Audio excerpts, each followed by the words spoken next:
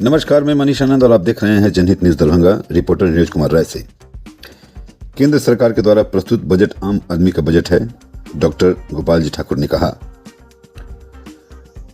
दरभंगा लहरियासराय स्थित circuit house में सांसद डॉक्टर गोपाल जी ठाकुर ने प्रेस वार्ता आयोजित कर केंद्र सरकार के द्वारा प्रस्तुत अमृतकाल के आम बजट पर जानकारी देते हुए उन्होंने कहा कि प्रधानमंत्री नरेंद्र मोदी के नेतृत्व में केंद्रीय वित्त मंत्री निर्मला सीतारमण द्वारा आम बजट पेश किया गया, जो जन आकांक्षाओं एवं जन कल्याण को समर्पित ब्लूप्रिंट है। बजट अगले 1 वर्ष के विकास के एजेंडा के साथ अमृतकाल का प्रथम बजट है, जो अगले 25 साल और एक नए भारत के निर्माण की पटकथा लिखेगा। बजट मोदी सरकार के सबका साथ सबका विकास को चरितार्थ करते हुए देश में समावेशी विकास, अवसंरचना और निवेश, हरित विकास, युवा शक्ति का विकास, रोजगार सृजन, सुदृढ़ और स्थित बृहत आर्थिक विकास को मजबूती प्रदान करेगा। उन्होंने कहा कि अमृतकाल के संकल्प को सुदृढ़ करता यह आम बजट देश में विकास की नई इबारत लिखेगा। यह बजट विकसित भारत के विराट संकल्प को पूरा करने के लिए एक नए मजबूत नींव का निर्माण करेगा। यह बजट वंचितों और गरीब कल्याण को वरीयता देता है। उन्होंने इस सर्वस्पर्शी और ऐतिहासिक बजट के लिए नरेंद्र मोदी जी एवं केंद्रीय वित्त मंत्री निर्मला सीतारमण को धन्यवाद दिया। श्री ठाकुर ने कहा कि बजट में वेतनभोगी एवं मध्य वर्ग को ध्यान में रखते हुए 7 लाख तक आयकर में छूट दिए जाने का प्रावधान किया गया है।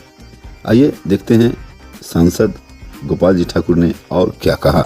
इस प्रेस वार्ता में जो अमृतकाल भारत का बजट 23 और 24 विषय पर आयोजित है, इस सारे पत्रकार बंधु को हृदय से अभिनंदन वंदन करना चाहते हैं। आज इस प्रेस वार्ता में हमारे जिला के अध्यक्ष श्री जीवत साहनी जी, पूर्व के माननीय विधायक श्री अमरनाथ गामी जी और सारे हमारे वरिष्ठ पदाधिकारी पार्टी के उपस्थित हैं।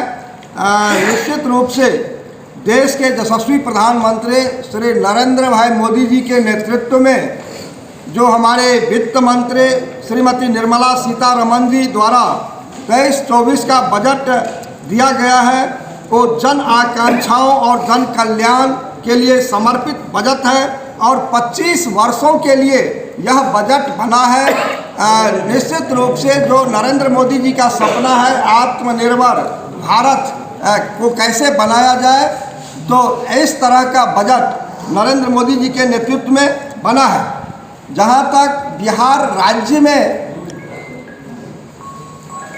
इस बजट से क्या लाभ मिलने वाला है, तो इसमें स्पष्ट रूप से कहना चाहते हैं जो बिहार को इस बार के बजट में 1,02,745 करोड़ का प्रावधान किया गया है, जिससे जो राशि 25,000 करोड़ से ज़्यादा है।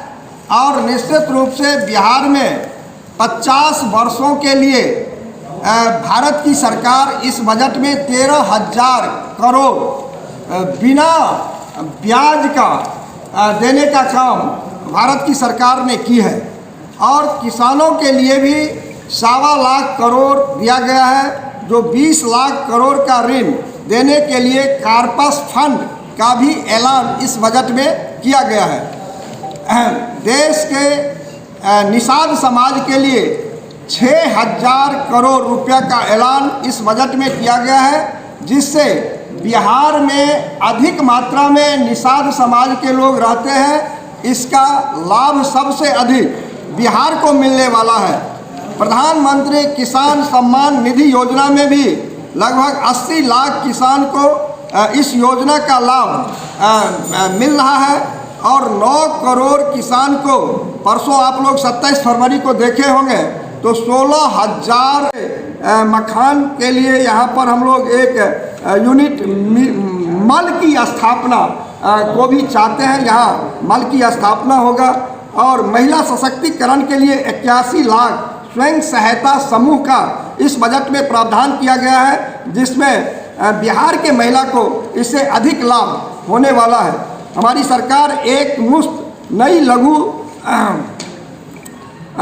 बचत योजना महिला सम्मान बचत प्रमाण पत्र 2020-2025 तक 2 साल के अवधि के लिए उपलब्ध कराया है। और कौशल विकास की जहाँ तक बात है, उसमें भी 4 की भी शुरुआत की घोषणा की है। कौशल विकास योजना 4 की भी शुरुआत की है।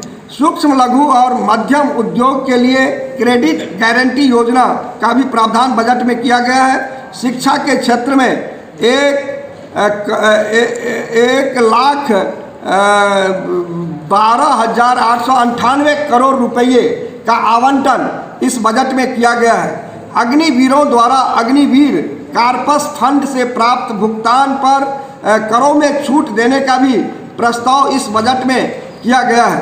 कुल मिलाकर के इस बजट जो इस बार का बजट है वो काफ़ी सराहनीय बजट रहा है और बिहार के लोगों का जो योजनाएं पेंडिंग में पड़ा हुआ था उसके लिए देश के यशस्वी प्रधानमंत्री फोकस में रख करके इस बार के बजट में कहीं से कोई विरोधी भी इसका विरोध नहीं कर सका, क्योंकि पहले होता था ई माफ वो माफ, ई हो गया वो हो गया। लेकिन देश के प्रधानमंत्री जी का जो इस बार का बजट था, आत्मनिर्भर भारत कैसे बने, उसके परिप्रेक्ष्य में 25 वर्षों के लिए उन्होंने निर्णय करके इस बार का बजट देने का काम किया है। और इस बजट से पूरे देश के अंदर में खुशहाली की माहौल भी है। गरीबों को ध्यान में रखा गया है, वंचितों को रखा गया है और सारे समाज का सबका साथ, सबका विकास, सबका प्रयास जो माननीय प्रधानमंत्री जी कहते हैं उसके लिए काम किए हैं। और हम इस आप लोगों के माध्यम से देश के प्रधानमंत्री आदरणीय नरेंद्र मोदी जी और देश के वित्त मंत्री माननीय निर्मला सीतारमण जी को बधाई देना चाहते हैं। जो आपने जो बजट बनाया वो भूतो न भविष्यति सबके लिए बना है। बहुत बहुत धन्यवाद। Kids club, an English medium innovative school.